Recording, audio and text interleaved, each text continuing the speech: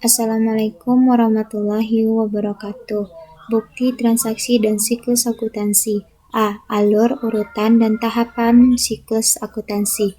Langkah pertama dalam siklus akuntansi adalah mengidentifikasi transaksi atau mencatat bukti transaksi. Transaksi yang akan dicatat harus memiliki bukti-bukti transaksi, biasanya berupa 1.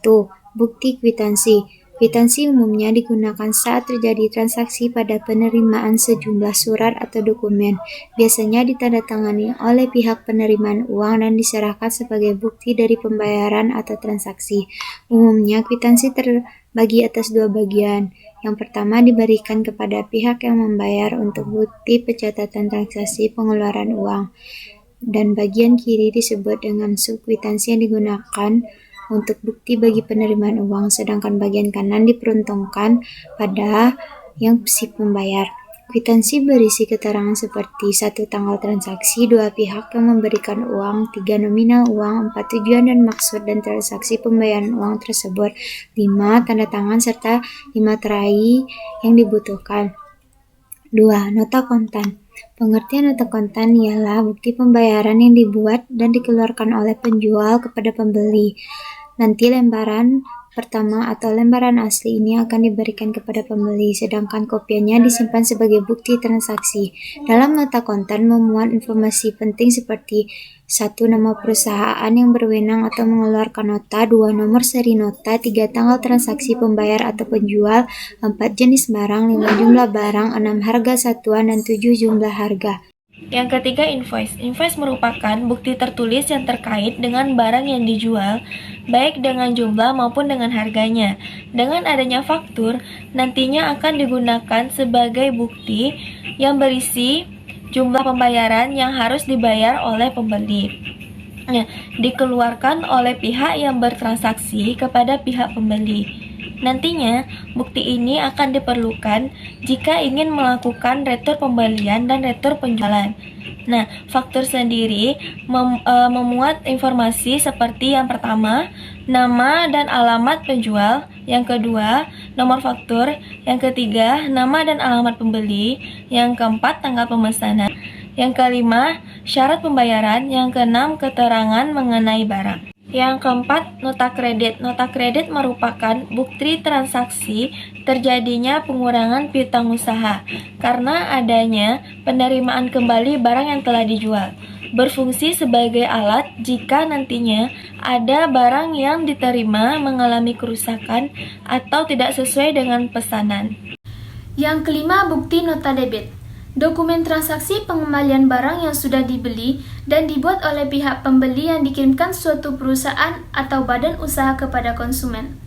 Secara sederhana, nota debit digunakan untuk mengurangi utang usaha pembeli yang harus dilunasi.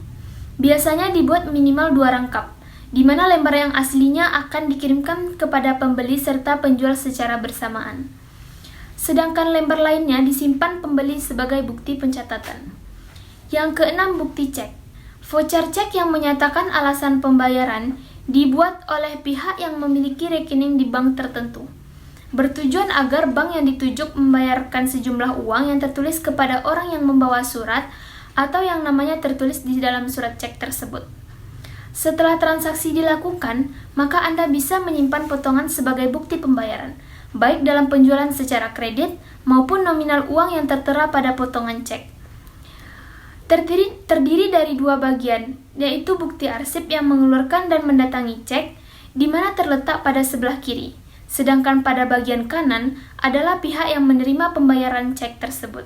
7. Rekening koran adalah bukti mutasi kas di bank yang telah disusun mendetail seperti transfer uang, debit atau kredit, yang dibutuhkan kreditur sebagai bukti jika pemegang rekening telah memiliki penghasilan dan arus kas. Yang kedelapan, bukti biliet giro merupakan mekanisme pembayaran atau pencairan uang pada rekening giro dari salah satu rekening nasabah kepada penerima yang telah ditentukan.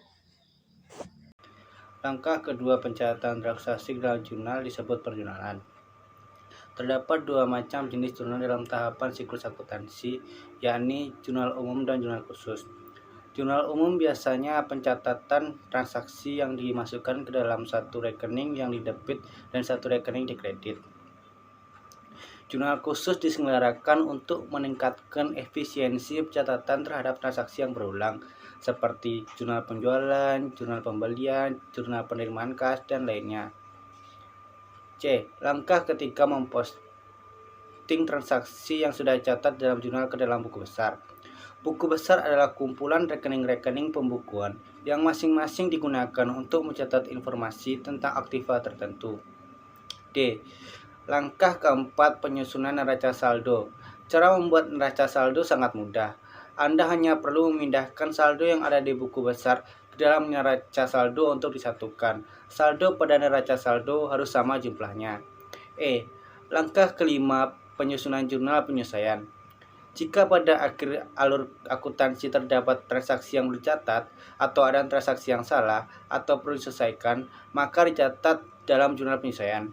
Penyesuaian dilakukan secara periodik, biasanya saat laporan akan disusun. F. Langkah keenam, penyusunan neraca saldo setelah penyesuaian.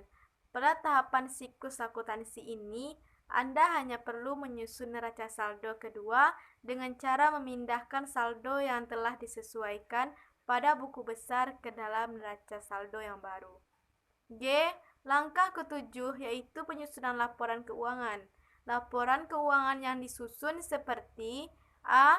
Laporan laba rugi untuk menggambarkan kinerja perusahaan. Yang B. Laporan perubahan modal untuk melihat perubahan modal yang telah terjadi. Yang C. Neraca. Neraca dapat digunakan memprediksikan likuiditas, solvensi, dan fleksibilitas. Yang D. Laporan arus kas, memberikan informasi yang relevan mengenai kas keluar dan kas masuk pada periode berjalan. Yang H. Tahap terakhir yaitu penyusunan jurnal penutup. Jurnal penutup biasanya dibuat pada akhir periode akuntansi saja. Rekening yang ditutup hanya rekening nominal atau rekening laba rugi. Caranya adalah dengan menolkan atau membuat nihil rekening terkait. Selanjutnya, penyusunan neraca saldo setelah penutupan. Penutupan neraca saldo setelah penutupan untuk memperoleh keyakinan bahwa saldo yang seimbang sudah benar. Jurnal pembalik biasanya dibuat pada awal periode berikutnya. Caranya dengan membuat jurnal pembalik dari jurnal yang penyesuaian yang telah dibuat.